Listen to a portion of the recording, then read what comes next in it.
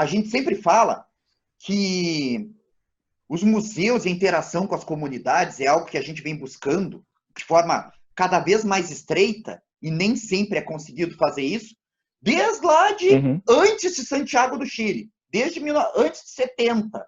70 foi quase a compilação dessas ideias. E analisando a tua atuação enquanto profissional, eu vi que tu tá ligado de alguma forma com a Gaviões da Fiel e a tua pesquisa em acervos em times de futebol de várzea. Eu também, eu não sou apreciador do futebol, não sou, mas eu acho isso, assim, espetacular, sabe? Que times de futebol de várzea remetem diretamente à comunidade, a comunidades, né? É aquela comunidade, o cara que trabalha a semana toda e no final de semana a sua alternativa de lazer é ir jogar um futebol com seus amigos, seus vizinhos, seus colegas de trabalho, e tu atua. Como é que tu atua com isso, ir lá na Gaviões da Fiel? Há um bom tempo tem ocorrido vários editais para museus, para cultura e para ações culturais, o que eles chamam de periféricas aqui, ou de grupo de agentes culturais. Tanto a Prefeitura de São Paulo, quanto o próprio Estado de São Paulo. O Estado de São Paulo tem essas atividades mais para instituições, que é o PROAC, que é como se fosse um dinheiro de um edital que o Estado de São Paulo dispõe para museus, instituições culturais. Tem o PROAC ICMS, que é como se fosse a nossa lei Rouanet, que aí você aprova o edital, aprova um projeto, e você tem que ir atrás dos financiadores. Em âmbito da prefeitura, a prefeitura ela trabalha com mais agentes culturais, ela não trabalha tanto com instituições, agentes culturais e coletivos. Isso vai linkar com a próxima resposta. Quando a Jornada do Patrimônio ela se inflou há 3, 4 anos atrás, depois que eles viram o sucesso da virada cultural aqui em São Paulo, no formato em que você abria um edital, as pessoas participavam, ganhavam dinheiro, você tinha shows grandes que você convidava, mas você tinha por exemplo, um cantor da periferia podia submeter ao edital e conseguir fazer um show no seu bairro.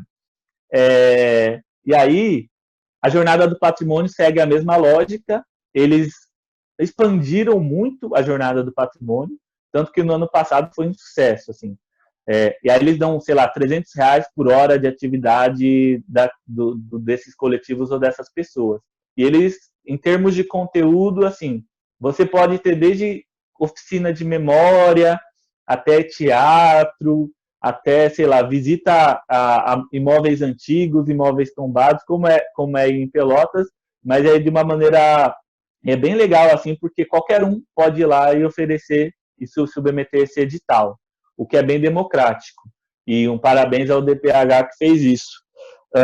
Em termos desse ano, mudou um pouco, porque a Secretaria da Cultura de São Paulo criou 5, 7 editais, desde nas casas de cultura, como sempre abria, mas até a oficina de livro, criação de live, para também gastar o dinheiro da própria secretaria para não perder a verba do ano seguinte, né? O que é bom e o que é ruim também, mas sem julgamento aqui. O importante é que está indo para o local certo, né? Em termos de museus, o PROAC ele iria sair, mas ele não saiu. Eu não sei, não tem como passar essa informação corretamente, porque o governo do estado fez um grande corte, que inclusive atingiu a área cultural de maneira cheia. A prefeitura ela está liberando um pouco mais de dinheiro, mas aí a gente não sabe, né? Quanto à outra pergunta, e aí é um debate bem legal, que tem tudo a ver com museu e museologia que a gente aprende e vê nos nossos cursos, assim, no que a gente gosta. E aí, para isso, eu vou ter que passar um dado para vocês. A cidade de São Paulo, em 2013, ela tinha 133 museus oficiais, museu que eles entendem como museu. A Zona Leste de São Paulo tem 4 milhões de habitantes, que é uma das zonas supostas, uma zona mais pobre. São Paulo tem 12 milhões de habitantes. A Zona Leste tem 7 museus que eles entendem enquanto museus. o número deve ter mudado um pouco, mas não mudou tanta coisa, não. E desses 7 museus da Zona Leste, nenhum diz sobre propriamente a Zona Leste. Você tem o Memorial do Corinthians, que trata sobre o Corinthians. Você tem o Memorial da Imigração, o Museu da Imigração, que trata de uma imigração mais europeia. Você tem a Casa do Bandeirante no Tatuapé, obviamente do Bandeirante, né, que faz parte do conjunto do museu da cidade. Você tem 2 museus de meio ambiente que ficam em parques.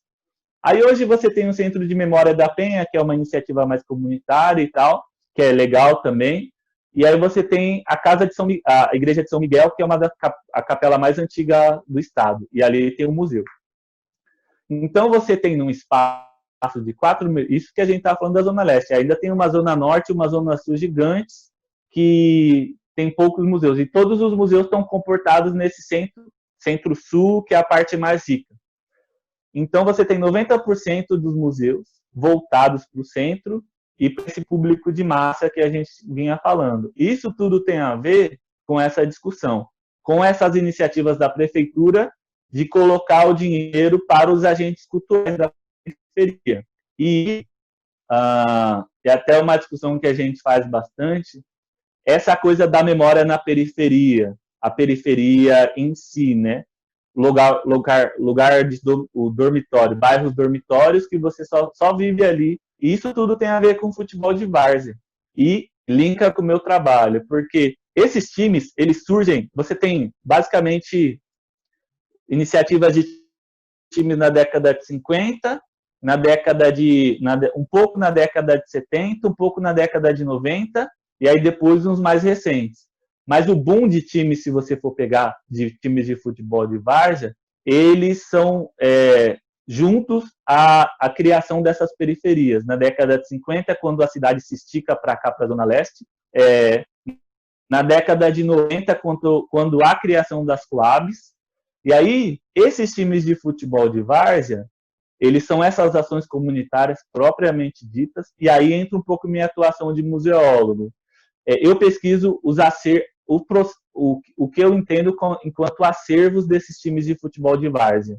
Que aí eu entendo também, e aí há um entendimento dos próprios times, que esses times têm a mesma idade do próprio bairro. E, ao mesmo tempo, são as mesmas pessoas que fazem parte da associação de moradores.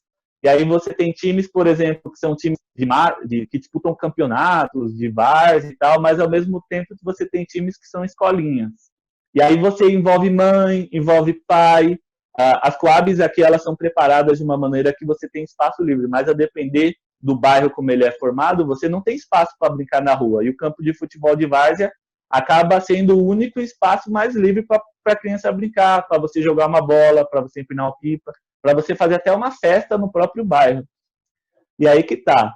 Essa sacada de pesquisar esses times de futebol de várzea é pensar como eu posso contar a história do bairro. E aí isso linka com a ideia de museu. Você não tem museu contando a história da periferia e isso é sistematicamente apagado. Você não tem bens tombados na periferia e quando você tomba são aqueles bens, né, que a gente sabe, a casa de fulano, casa de ciclano, aquelas coisas. Isso, aí a gente acaba tendo todo esse debate de memória na periferia junto com um debate posterior, porque aí você vem pelas lutas pelas coisas básicas, creche, água, luz, asfalto. Não vou falar que não tem, que as pessoas não passam fome, que ainda passam, mas assim, essa perspectiva de luta macro, pelo mínimo, você já tem. E aí você quer cultura, você não precisa ir para a Pinacoteca, porque você precisa passar 2 horas para ir para o centro da cidade para ir para a Pinacoteca para consumir cultura, né? E aí tem essa discussão mais macro. E aí a jornada do patrimônio, essa lógica de você trazer aproveitar da própria cultura do bairro para você fomentar essas pessoas, esses agentes. E nos últimos 5, 6 anos você tem isso. E os times de futebol de várzea, eles sempre fizeram isso. Eles promovem festas, eles têm os seus festivais, eles têm seus próprios bares, têm suas sedes. E aí, se você for notar, as instituições mais antigas dos próprios bairros geralmente são as escolas e as delegacias. E os times de futebol de várzea, eles vêm como esses terceiros espaços. Assim. Tem time que tem 50, 70, 80 anos. Às vezes está capenga, mas ainda está lá. E aí, através desse time, você consegue pensar um pouco o que é da urbanização dessa história. O meu TCC, inclusive, ele fala disso. O 7 de setembro da Vila Progresso, ele esteve no mesmo bairro da Vila Progresso por 50 e tantos anos, em 5 campos dentro do mesmo bairro. E saiu de novo, foi despejado agora, e vai procurar um campo dentro do mesmo próprio bairro. E vai resistir, vai continuar existindo. E aí, é esse debate de memória que aí a gente insere um processo museológico, uma documentação, um processo de organização desse acervo, mas aí que está. Isso já existe nos times, porque se você for olhar, em todo o campo de futebol de várzea, eu não sei como é aí, eles têm lá uns quadrinhos com as fotografias antigas, tem os troféus, e aí sempre tem aquela memória oral que vai passando e tal, mas mesmo assim, sempre tem um carinha do time que vai passando esses materiais e vai guardando. Que aí a gente entende que isso é um processo de memória. E é engraçado que através desse processo você entende e consegue contar um pouco da história do bairro, dessa perspectiva. E aí é muito legal, assim, porque a minha atuação, eu sou daqui, eu vou fazer, tô fazendo o inventário de um time que eu joguei bola, inclusive, nele lá. E aí a gente tem participado de alguns outros processos aqui, e os times já fazem isso. E há esse desejo de memória existe. Isso tudo linkado com essas políticas, essa luta por política de memória, e ao mesmo tempo que sai um pouco dessa lógica de museu tradicional, porque aquele museu tradicional que eu vou nem a mim, né, que eu sou de museologia, eu vou na Pinacoteca, por exemplo, acho legal, mas eu não me vejo lá, né? A depender nem do próprio museu do futebol, né? Aí a gente vê esses outros espaços que acabam falando, nossa, eu me vejo aqui, né? As pessoas fazendo, construindo e salvaguardando as suas próprias memórias. E aí também tem um pouco a ver com a história do trabalho nos Gaviões, que vem muito por esse trabalho no CPDOC que a gente fez, CPDOC Guaianás, que é esse coletivo que a gente atua. E depois disso, a gente faz esse processo muito sistemático. Salvaguarda, a gente montou 2 exposições, fez uma exposição, inclusive, no Memorial do Corinthians, e é essa coisa mesmo, as pessoas guardarem as suas histórias. Elas não necessariamente querem ver seus rostos lá, mas elas querem ver a história daquele coletivo que ela se identifica. Do Gavião mesmo. Nem a história do Corinthians, é a história dos Gaviões da Fiel. Então, a gente saber lidar e usar esse processo de museologia, e às vezes a gente tem que passar até por cima de algumas coisas mais técnicas também, né? Porque se a gente for chato lá, não vai tocar. Como que eu vou falar com um cara que tem 40 anos lá, que ele não pode tocar no objeto que é dele, né? Pô, e agora tu tá vivendo a Gaviões da Fiel fazendo história no Brasil, né? Porque, querendo ou não, imagina que marco para ser discutido daqui 20 anos, assim. Que módulo expositivo, tipo, Gaviões pró-democracia antifascista. Cara, da minha parte, eu estou muito, muito feliz. Aí eu não sei se o Éder tem mais alguma consideração. Eu quero te agradecer muito pela boa vontade e disponibilidade, que é basicamente com isso que a gente conta. E, cara, eu fiquei pessoalmente feliz de saber que tu tá tri bem e que tu tá aí movimentando, enfim, tu tá movimentando a museologia, assim, movimentando esses processos de memória. Antes de qualquer coisa, deixa eu te dar os parabéns pela clareza que tu expôs a tua percepção da tua realidade do cenário maior, pela tua sensibilidade também para te direcionar o teu olhar museológico para essas experiências que tu apontou. Isso é não vou dizer que é um tanto raro, né? Mas não dão tanto destaque quanto merecia essas atividades assim de memória de bairro, de direito à identidade por esses mecanismos que tu falou, que tu exemplificou pela tua atividade. E isso para mim eu fico maravilhado quando escuto essas iniciativas que todos temos direito à memória, né? Por que não? Porque eu gostei muito do teu exemplo de para que eu vou na Pinacoteca enquanto eu posso ter a minha memória aqui celebrada e registrada e também preservada para outros. Isso, precisamos muito disso. Então, sobretudo, parabéns, né? E obrigado por tudo contribuir com as nossas iniciativas aqui do canal. Sinta-se à vontade para voltar sempre que quiser, né? Foi muito pertinente, foi muito profícua a tua colaboração. E estamos à disposição para continuar refletindo e juntos pensarmos o que vai ser dos museus após a pandemia. Ai, olha, eu que agradeço vocês, assim, fiquei muito lisonjeado, assim, porque a gente acaba fazendo trabalho, assim, eu voltei para São Paulo e faço parte de um coletivo, né, que é o CPDOC, porque eu preciso elogiar bastante, que eu aprendi muito com eles, né, como a gente estava falando antes, a gente sai da graduação muito quadradinho às vezes, né, você é museólogo do tal museu, e aí para a gente se encaixar nos espaços e perceber essas outras possibilidades acaba sendo muito difícil, né? E aí eu vejo, não só eu, como outros colegas museólogos também, que vêm fazendo muitos trabalhos legais, não só aqui em São Paulo, mas outros campos possíveis, né? Não só essa atuação em museus, e essas atuações, né, não chega a ser um ativismo, é uma atuação profissional, mas ao mesmo tempo é um processo de legitimação de como a museologia e esses museus podem contribuir, né? Que é o que tanto está se dizendo, né? Qual que é a função social, né? Da museologia e qual a função social dos museus, para que ela serve, né? O museu vai existir por existir, né? E assim, há espaço para esse museu que vai ser de turismo e tem que existir mesmo, mas ao mesmo tempo tem que existir esse espaço para esse museu comunitário, que represente 10, 15, 20 pessoas, mas ao mesmo tempo que represente de fato, né? E o Estado aí é uma discussão que eu acho que é muito maior, né? Não só demonizando o mercado, tem que existir mercado, porque a gente vive num sistema capitalista, obviamente faz parte, né? Mas esse Estado tem que ser fomentador dessas culturas populares, dessas memórias, e porque as pessoas ricas já têm suas memórias, então o Estado tem que salvaguardar, fazer com que as pessoas guardem suas próprias memórias e tenham autonomia disso, né?